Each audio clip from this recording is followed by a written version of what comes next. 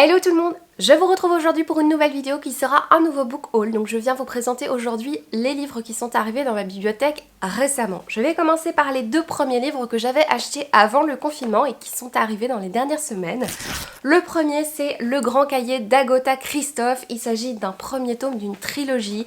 Une trilogie dans laquelle on va rencontrer deux jumeaux qui ont alors entre 8 et 11 ans, ce n'est jamais précisé. Ça se passe donc dans les années 40, j'imagine qu'on est en Hongrie ou dans ces pays-là, puisque ce n'est jamais précisé non plus, mais comme l'autrice est hongroise, je me dis que ça peut se passer en Hongrie. On suit le quotidien de ces jumeaux dans leur journal intime. Alors journal pas si intime que ça puisque c'est une narration complètement objective. Ils ne vont jamais utiliser le verbe aimer. C'est assez froid hein, comme narration, mais ils vont raconter leur quotidien. Quotidien assez particulier puisque ces jeunes garçons vont s'adonner à toutes sortes d'exercices, d'expériences les plus folles les unes que les autres. Ils vont par exemple pendant plusieurs jours ne plus manger pour voir ce que c'est d'avoir faim. Ou alors ils vont se faire du mal l'un l'autre pour s'endurcir face à la douleur. Ils vont faire toutes sortes d'expériences comme ça que je vous laisse découvrir. Alors c'est un livre que j'ai déjà lu, je vous en parle dans un vlog qui va sortir prochainement. Je ferai également un point lecture où j'en parlerai. C'est un livre moi que j'ai beaucoup aimé, que j'ai trouvé très très fort, très très beau. Mais par contre il y a 3 scènes absolument dérangeantes, absolument ignobles. Nous ne sommes absolument pas prévenus que ce soit dans la 4e de couverture ou dans une éventuelle préface. Et du coup ce sont des scènes qui risquent fortement de vous choquer. À mes yeux, n'avait rien à faire là, mais bon voilà, je vous en reparlerai plus longuement, mais âme sensible s'abstenir. J'ai également acheté Green Addiction, La jungle à la maison de Justine Janin. Alors c'est un livre sur les plantes. Alors si vous me connaissez, si vous ouvrez les yeux, vous voyez que je suis un petit peu fan de plantes. Et c'est vrai que j'ai une petite collection de livres sur les plantes à la maison. Alors c'est vrai que je préfère les encyclopédies avec beaucoup de pages et du coup beaucoup de plantes, mais j'ai quand même craqué pour ce petit livre puisque c'est Justine Janin qui l'a écrit. Justine Janin, c'est pour ceux qui sont déjà passés par son concept store, c'est elle qui a créé What the Flower, concept store à Paris, qui est bien connu des passionnés de plantes. J'ai pu entendre Justine Janin dans un podcast, le podcast À Fleur de Peau. Elle a fait notamment un épisode où elle présente la création de son concept store et elle donne pas mal de conseils. Et j'ai également vu une de ses vidéos sur YouTube où elle parle des Caladium et je l'ai trouvée tout simplement passionnante et inspirante, c'est pour ça que j'ai acheté ce livre. Alors oui, certes c'est un livre sur les plantes comme on en a vu déjà beaucoup, mais celui-là je trouve qu'il est assez personnel et vient donner pas mal de conseils qu'on ne voit pas forcément partout.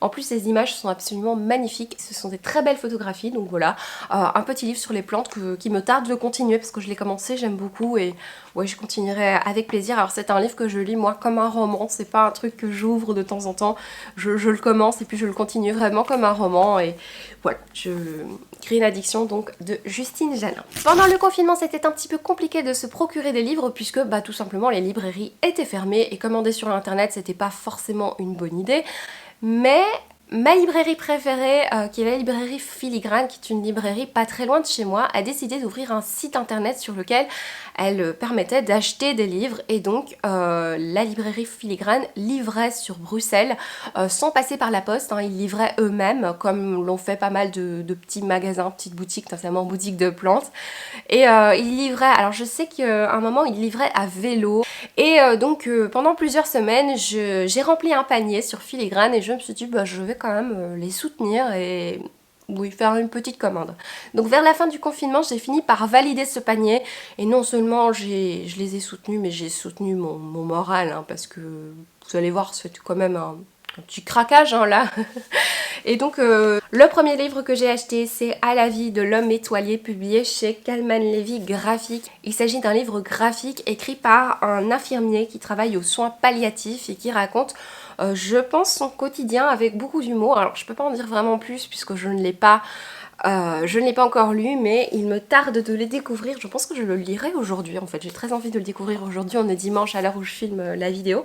Ça a l'air très très beau. Très touchant, j'imagine que je vais verser quelques larmes, mais en tout cas, voilà, si vous l'avez lu, n'hésitez pas à me dire ce que vous en avez pensé. Dans un tout autre genre, je me suis procuré La cave aux poupées de Magali Collet, publié chez Tornada. C'est un thriller assez glauque, puisqu'on va suivre une jeune fille qui vit avec son père, et son père est particulier, puisqu'il garde prisonnière dans sa cave une autre jeune fille. Alors je ne sais pas ce qu'il lui fait, Mais ça a l'air absolument dégueulasse. J'avais envie d'un truc un petit peu glauque. Je ne connais pas du tout la maison d'édition Tornada. Enfin, j'ai jamais testé leurs livres et donc ce sera la première fois pour moi. Et ce livre, j'en ai entendu pas mal parler sur Instagram. Il a eu pas mal de succès. Bon, par contre, c'est bien glauque, hein, donc c'est tout à fait mon genre. C'est le genre de livre que je lirais bien là maintenant. Je sais que nous sommes au mois de mai, c'est le mois de la fantasy, mais en ce moment, je suis à fond dans le thriller. Donc... faut pas chercher à comprendre avec moi, après une longue panne de lecture, je suis de nouveau dans le thriller. Le livre suivant, c'est un livre que j'avais hésité longuement à acheter depuis des mois, puisqu'il a quand même un titre qui fait un petit peu peur, et une couverture très gnangnan. Il s'agit de Donne-moi ton cœur de Sarah Wolf, publié chez PKJ. Alors oui, la couverture est très gnangnan, le titre aussi. Mais j'ai entendu de très bons avis sur ce livre. On va suivre l'histoire de Zera dont la famille a été décimée par une horde de bandits et elle va être sauvée par une sorcière qui va lui prendre son cœur. Cette sorcière propose un marché à Zera, lui dit si tu obtiens le cœur du prince héritier du royaume, je te rendrai le tien. Donc c'est vrai que le résumé fait aussi un petit peu gnangnan. Ouais. Il paraît que c'est bien et que c'est vraiment original, qu'il faut pas se fier à la couverture, au titre et au résumé. Ensuite, toujours dans la fantasy, je me suis procuré Les Illusions de Savloir de Manon Fargeton. Alors je ne vais pas vous en faire un résumé puisqu'il me semble que c'est un tome 2. J'ai le tome 1 qui est L'héritage de roi passeur. Vous allez me dire mais pourquoi tu achètes le tome 2? Eh bien parce que j'avais prévu pour le mois de la fantasy de lire le tome 1 et nous sommes le 24 mai et je ne l'ai toujours pas lu. D'ailleurs, nous sommes dans le mois de la fantasy et comme je vous l'ai dit, je suis en train de lire pas mal de thrillers, c'est tout à fait normal. Donc bah voilà, je me suis dit comme ça je l'ai dans ma bibliothèque si jamais j'aime beaucoup le tome 1, il paraît que le tome 2 est encore mieux. Toujours chez Filigrane, je me suis procuré La Maison des Feuilles de Mark Z. Danielewski. C'est un livre, en fait ça fait longtemps que j'ai envie d'acheter ce livre, vraiment, je dirais presque 2 ans que j'ai envie de l'acheter. Et je comprends pourquoi je ne l'ai pas acheté plus tôt. Voilà, quand on commande sur internet, eh bien on ne voit pas ce genre de détail qui est l'écriture en fait. C'est vrai que je l'avais déjà feuilleté à l'époque et c'est écrit tout petit. Je trouve ça assez problématique en fait de faire des caractères si petits enfin voilà, je trouve que ça ne rend pas du tout accessible les livres et ça donne en plus pas du tout envie de le découvrir. Donc j'avais complètement zappé ce point là quand j'ai validé mon panier. Mais en fait, voilà, je sais pas ce que je vais en faire. Je sais pas si je vais le commencer quand même ou si je vais peut-être essayer de me procurer la version e-book et revendre celui-là, mais c'est vraiment minuscule quoi. Donc je sais même pas si c'est agréable à lire ni quoi que ce soit. Je sais que c'est un univers très sombre, un petit peu à la cosmologie de monstres. Et comme j'ai adoré la cosmologie de monstres, je me dis que ça pourrait vraiment me plaire. Sève d'ailleurs, si tu passes par là, eh bien on allait le lire ensemble, mais je sais pas si c'est possible de lire ce truc aussi minuscule quoi. Ensuite je me suis procuré Calam, les deux visages de Paul Béorn. Ça fait partie des livres que j'ai déjà en fait en e-book. Celui-là je pense que je l'avais eu lors du Plib l'année dernière, je l'avais eu en e-book. Et il n'y a rien à faire, j'ai voulu le prendre en roman papier puisqu'il est sorti en poche il n'y a pas très longtemps chez Brajlon. Alors c'est un roman également de fantasy qui est prévu dans ma pile à lire de la fantasy. Je répète que nous sommes le 24 mai et que je ne l'ai toujours pas lu. On va suivre une lieutenante Mora qui est sur le point de se faire exécuter. Et avant son exécution, on lui dit écoute, ma petite bonne femme, tu vas nous raconter l'histoire de ce légendaire tyran de Westalie. Comme ça, tu vas pas te faire exécuter tout de suite, mais tu as un petit sursis. Je sais pas vous, mais moi, j'ai toujours trouvé ça compliqué de résumer des romans de fantasy. Déjà, quand on les a lus, quand on doit résumer tout ça, c'est vraiment compliqué. Je vous défie de résumer en 2 phrases Game of Thrones par exemple, mais quand c'est un livre qu'on n'a pas lu, eh bien on doit se fier à la 4e de couverture qui souvent est quand même spoilante. Donc oui, c'est toujours compliqué comme exercice les book hauls avec des livres de fantasy. On va rester dans la fantasy, mais ici jeunesse avec L'envol du phénix, Sœur de sang, tome 1 de Nikki Preto. C'est publié chez Lumen, c'est une grosse bricasse, hein, c'est assez gros. Mais comme chez Lumen, c'est écrit, voilà, c'est des gros caractères, donc quand même assez agréable à lire. C'est un livre qui nous raconte l'histoire de 2 jeunes sœurs qui, je pense, ont des pouvoirs magiques et dans le monde dans lequel elles vivent, les pouvoirs magiques sont interdits. Donc elles vivent dans la clandestinité et un jour elles vont trouver 2 œufs de phénix. Ça ressemble quand même au résumé de Eragon, hein, quand ce jeune garçon trouve un œuf de dragon, mais j'imagine que ça va fortement s'éloigner d'Eragon. J'ai trouvé ça original de trouver une histoire sur les phénix. J'en avais encore jamais lu, à part Harry Potter avec Fawkes. Mais voilà, franchement, je suis très tentée de lire ce livre. Je l'avais mis dans ma pile à lire du mois de la fantasy. Passons. Ensuite, dans un autre style, toujours lors de ce gros craquage filigrane, j'ai acheté Le Monde Antique de Harry Potter, l'encyclopédie illustrée par Valentine Lecallet, et c'est écrit par Blandine Lecallet, qui est la maman de l'illustratrice. Alors, c'est un livre sur Harry Potter, c'est une encyclopédie qui reprend tous les mots de Harry Potter, enfin beaucoup de mots qu'on rencontre dans Harry Potter. Il y a un peu d'onomastique puisqu'on a les noms des personnages également. On va trouver également des sortilèges, des mots qu'on rencontre dans Harry Potter, que ce soit de manière récurrente ou de manière exceptionnelle. Et Blandine Lecallet s'est amusée à rechercher les origines antiques, les origines mythologiques de la plupart des mots qu'on retrouve dans Harry Potter. Alors ce n'est pas un secret pour les fans d'Harry Potter que J.K. Rowling a donné énormément d'indices sur la destinée de pas mal de ses personnages avec le nom de ces personnages. Et elle a également donné des indices avec notamment des mots de passe ou des choses comme ça. Et du coup, je trouve ça assez passionnant de se renseigner là-dessus. Alors, je sais pas si tout est avéré dans ce que dit Blandine Lecallet. Il y a des mots qui ont peut-être été utilisés et J.K. Rowling n'y avait pas pensé, mais c'est quand même assez connu que J.K. Rowling a fait des études de lettres et elle s'est énormément intéressée à la mythologie. Donc, bah voilà, je pense qu'il y a pas mal de choses qui sont assez vraies dans ce livre. En tout cas, même si ce n'est pas vrai, je trouve ça très intéressant de partir à la recherche de l'origine des mots de Harry Potter. Moi, j'adore les livres qui tournent autour d'Harry Potter. J'ai des livres, la politique à Harry Potter, la philosophie à Harry Potter, j'ai toutes sortes de livres comme ça parce que j'aime bien apprendre. Voilà, ça fait partie des choses que j'aime dans la vie. J'aime énormément apprendre et quand ça parle d'Harry Potter, ça va m'aider un peu à apprendre. Voilà, des choses pour lesquelles je suis assez réfractaire, comme par exemple la philosophie. Voilà, c'est pas mon truc, la philosophie. Je l'avais vu passer en rayon hein, dans les librairies et je m'étais jamais intéressée aux livres parce que c'est vrai que depuis la folie Harry Potter, il y a quand même des livres aussi qui sortent sur Harry Potter et quand tu les feuillettes, on se rend compte que c'est vraiment des trucs pour faire vendre et c'est vraiment rien de nouveau quoi. Enfin, il y a pas mal de livres autour d'Harry Potter qui sont pas très intéressants. Ce que je recherche, moi, ce sont des livres qui vont m'apprendre quelque chose, pas forcément sur Harry Potter, mais en s'aidant du monde d'Harry Potter. Et quand j'ai entendu le podcast de la Gazette des Sorciers, un podcast que j'écoute assez régulièrement, un des derniers podcasts était consacré à Blandine Lecallet, et donc le monde antique de Harry Potter, et je l'ai trouvé tellement passionnante que j'ai immédiatement voulu acheter son livre. C'est un livre assez cher, mais en même temps, c'est un long travail. Blandine Lecallet est en fait prof à l'université et a fait un cours pour ses élèves. À ce propos, elle s'est rendue compte que c'était tellement riche, il y avait tellement de choses à trouver à ce sujet qu'elle en a écrit un livre et elle n'est pas contre le fait d'en écrire un deuxième tellement il y a encore des choses à dire. J'ai commencé, j'aime beaucoup ce que je lis pour le moment. C'est le genre de livre dans lequel je vais me retourner volontiers. Franchement j'aime beaucoup, enfin je suis à la lettre E, hein, donc je suis pas très loin, mais franchement j'aime énormément. Par contre c'est quand même assez cher, hein, comme je vous l'ai dit, mais... Je trouve que ça valait le coup si vous êtes un peu passionné d'Harry Potter et que vous avez envie d'en découvrir un petit peu plus. Les deux derniers livres que j'ai achetés chez Filigrane, toujours cette même fois, il s'agit de Emmuré de Alex Bell, publié chez Milan. C'est un livre qui est publié dans une collection jeunesse et c'est vrai qu'en général les livres un petit peu horrifiques, thrillers ou un peu gore, ce sont pas des livres que j'aime lire en jeunesse, je sais pas pourquoi. Moi quand je lis du gore, je veux du gore, je veux pas que ce soit censuré d'une certaine manière. Du coup je les lis plutôt en adulte, mais celui-là franchement le résumé m'a bien tenté.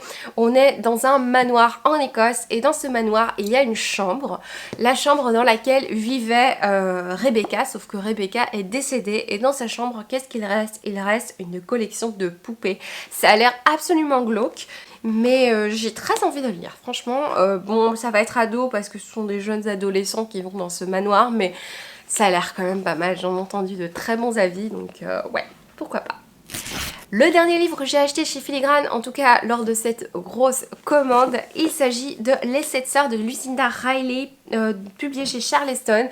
Il s'agit d'une saga, le premier tome d'une saga.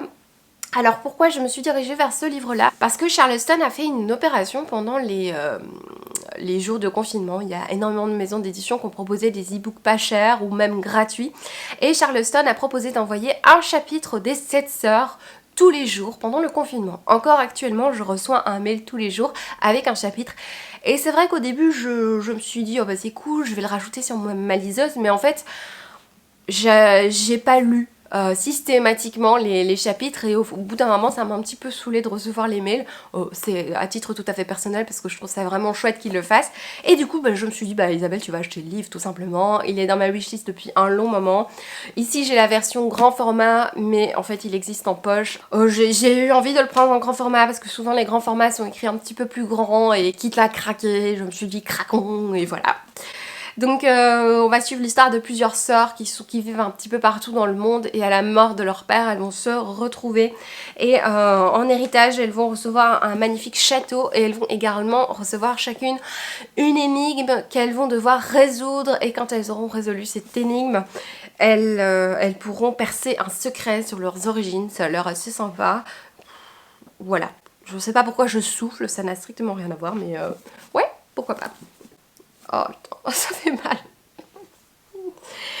Ensuite, le premier service presse que j'ai reçu dans ma boîte aux lettres a été un vrai bonheur. C'est vrai que pendant toutes ces semaines, mois de confinement, il n'y a pas eu de service presse. Ça a fait du bien d'une certaine manière parce que ça permet de lire des livres de sa bibliothèque vers lesquels on se serait pas forcément tourné. Bon, pour ma part, comme j'étais en énorme panne de lecture, ça n'a pas changé grand chose.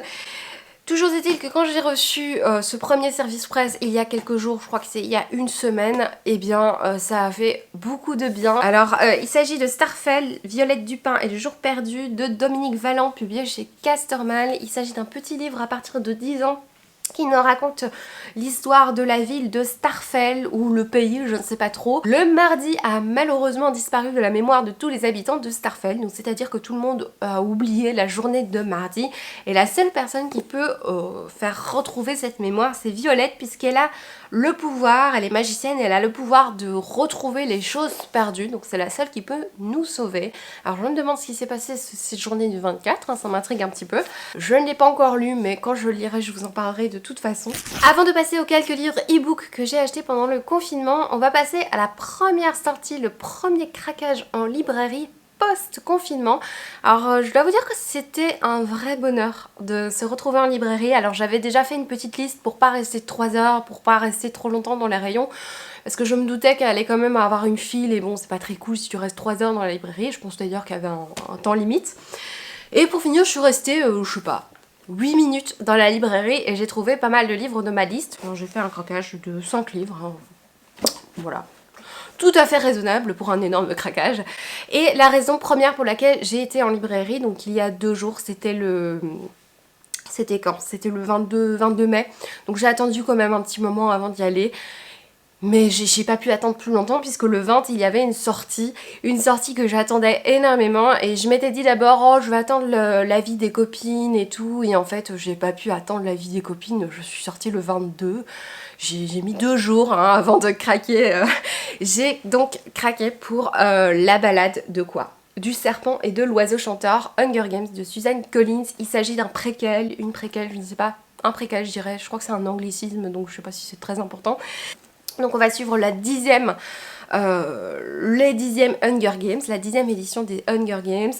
Et le livre se passe au matin de la moisson qui va ouvrir ce 10e Hunger Games. Et on va suivre le personnage de Snow, Coriolanus Snow, qui a un nom à faire rêver. Hein. Je rêve de m'appeler comme ça.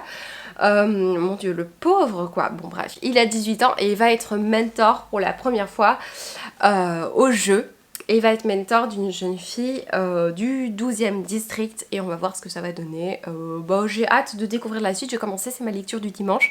J'ai vraiment hâte de continuer, ouais, j'aime bien pour le moment, ça change un petit peu des 3 tomes. Ensuite, du coup, j'ai acheté 4 petits livres, donc des livres de poche qui étaient dans ma wishlist. Je les avais mis, je m'étais dit, ok, là c'est l'occasion de les prendre. Le premier, c'est Déraciné de Naomi Novik. C'est un livre de fantasy que j'ai toujours prévu pour le mois de la fantasy. J'ai beaucoup d'espoir, hein, je suis très optimiste. Oui bon, enfin ça peut être pour après. Hein. C'est un roman de fantasy, j'étais certaine que je l'avais déjà et Et puis j'ai regardé dans ma pile à lire et je l'ai pas trouvé, donc j'ai été l'acheter tout simplement. C'est un roman de fantasy qui est assez connu, alors je peux pas vous faire un résumé pour le coup. Ça a l'air vraiment trop compliqué à faire comme résumé, comme la plupart des romans de fantasy, mais il me semble qu'il y a un côté woman power, il y a un côté un petit peu féministe dans l'histoire, donc on va voir ce que ça donne. Je me suis procuré ces dimanches et je n'y suis pour rien de Carol Fives ou Fives, je ne sais pas de quelle nationalité elle est, donc je ne sais pas comment ça se dit. C'est un roman que j'ai acheté suite à ma lecture de Tenir jusqu'à l'aube, que j'avais lu l'année dernière à la rentrée littéraire. J'avais adoré ma lecture de Tenir jusqu'à l'aube. J'avais beaucoup aimé l'écriture de l'autrice, j'avais beaucoup aimé la manière dont elle rentrait dans les pensées un petit peu brumeuses de cette héroïne et j'avais envie de retrouver ça dans un autre livre. Donc ici on va suivre une ancienne élève aux Beaux-Arts qui a abandonné la peinture pour enseigner et elle va retourner au Portugal où va retrouver un ancien amour. Alors ça a l'air un peu bateau comme résumé comme ça, mais ça peut être vraiment très intéressant si c'est abordé comme Tenir jusqu'à l'aube. Ensuite, toujours chez Folio, j'ai pris Je suis le genre de fille de Nathalie Kupperman. C'est un livre que j'ai vu passer sur Bookstagram. Alors en général, voilà, j'achète pas toujours les livres conseillés sur Bookstagram, j'essaie de voir pas mal d'avis, mais là, la personne qui en avait parlé, on avait vraiment très bien parlé, et quand j'ai lu le résumé, j'ai eu vraiment envie de l'acheter, parce qu'on va suivre une jeune femme, Juliette, qui est souvent d'accord, qui est souvent conciliante, qui dit oui à tout, et un jour elle va dire non, et ça va faire quelque chose, bon voilà, ça va faire un choc j'imagine. Et j'ai voulu acheter ce livre parce que c'est un peu moi cette fille, je suis un petit peu comme ça, voilà, je me suis fortement identifiée. Alors je sais que c'est un livre un peu décousu, j'ai un peu regardé les avis sur Livre Addict, c'est pas des chapitres, je pense qu'il n'y a pas énormément de fil conducteur, que c'est un peu décousu, mais bon, voilà, je sais à quoi m'attendre pour le coup. Et le dernier roman papier que j'ai acheté, il s'agit des Brumes de Cendre Lune, Le Jardin des âmes de Georgia Caldera. Alors c'est un roman que j'avais déjà en e-book. Ça fait partie des livres que j'ai déjà acheté en e-book. Et j'ai voulu acheter la version papier. Parce que je le trouve très joli et je préfère quand même toujours lire en papier. Alors en plus il n'était pas très cher, c'est pour ça que je l'ai acheté. Pareil, difficile de résumer, on est dans un monde... je pense une sorte de dictature des dieux. Oui, on est dans clairement une tyrannie du tout-puissant Orion. Et les dieux épient les pensées des habitants. Et on va suivre l'histoire d'une jeune fille qui a 17 ans. Et elle a des envies de rébellion. Ce que, semble-t-il, les dieux n'ont pas remarqué. Alors le résumé que je vous fais est vraiment bateau, j'en suis navrée.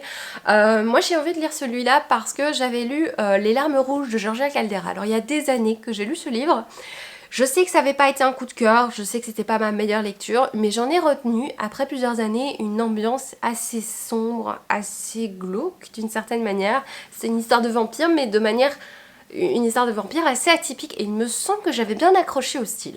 Voilà, donc c'est pour ça que j'ai eu envie de découvrir Les Brumes de Cendre Lune, tout simplement. Ensuite, je vais vous montrer quelques e-books que j'ai achetés pendant le confinement. Alors, il y a des e-books, je vais pas citer tous ceux qu'on a reçus via, je pense qu'il y avait une box, je sais plus qui a fait ça, on recevait 5 e-books par jour. Bon voilà, je vais pas tous les citer parce que ça fait beaucoup, mais je me suis acheté un livre de Ducage, je vous le montre ici. Alors c'est un livre que j'ai acheté qui est traduit du tchèque, qui est pas très connu, d'ailleurs je pense pas que je l'ai trouvé sur Livre Addict. Pourquoi je l'ai acheté? Parce que j'ai vu une série qui visiblement est adaptée de ce roman. Alors quand j'ai lu le résumé du roman, je me suis dit mais ça ne ressemble pas du tout à la série, donc j'ai l'impression que je me spoil un peu la saison 2 de la série, qui était pas mal, enfin c'était pas la meilleure série du monde, mais il y avait des trucs un peu originaux dans la série, du coup j'avais envie de lire le roman d'où ça venait. Et en fait, le résumé n'est pas du tout le même, donc je comprends pas. Je crois que c'est peut-être la suite, ou c'est peut-être une révélation que je me suis auto-spoilée, quoi. Mais bon, j'ai acheté le livre, j'ai très envie de le lire. Alors par contre, il est en anglais. Enfin, par contre... Alors en quelle langue je l'ai acheté? Bon, il n'y a pas 36 000 choix, hein, je parle que 2 langues et demie, donc... Oui, je crois que je l'ai acheté en anglais, bon voilà. Ensuite je me suis procuré Heartstopper, ça fait longtemps que j'ai envie de le lire celui-là et j'ai eu très envie de le lire à un moment où on ne pouvait pas acheter de livre, du coup je l'ai pris en e-book, je ne l'ai toujours pas lu, hein, c'est bien connu. Une histoire d'amour je pense très mignonnette entre deux jeunes hommes au lycée. Et voilà, c'est tout pour ce book haul. J'espère de tout cœur qu'il vous aura plu. Ça fait longtemps que je vous en avais plus fait sur la chaîne, parce qu'il est un peu normal vu qu'on n'a plus acheté de livres. Les prochaines vidéos qu'il y aura sur la chaîne, normalement, ce sera le prochain vlog qui va sortir. Et pour une fois, c'est un vlog où j'ai lu des livres, donc j'ai des choses à vous dire, c'est magnifique. Donc il y a un vlog qui va sortir prochainement sur la chaîne. Il va y avoir un point lecture du coup comme j'ai lu des livres. Et il y a toujours le plan de tour que je n'ai toujours pas eu le temps de faire parce que j'ai énormément de boulot. Donc c'est un peu compliqué. Le plan de tour c'est vraiment une vidéo qui prend plusieurs heures en fait à faire. Et j'ai vraiment pas encore trouvé plusieurs heures pour faire cette vidéo. Mais j'ai très envie de la faire donc elle viendra. Donc ça ce sont les 3 vidéos qui devraient venir là prochainement sur la chaîne. Voilà, merci d'avoir regardé cette vidéo jusqu'au bout. Je vous fais de gros bisous et je vous dis à bientôt. Ciao!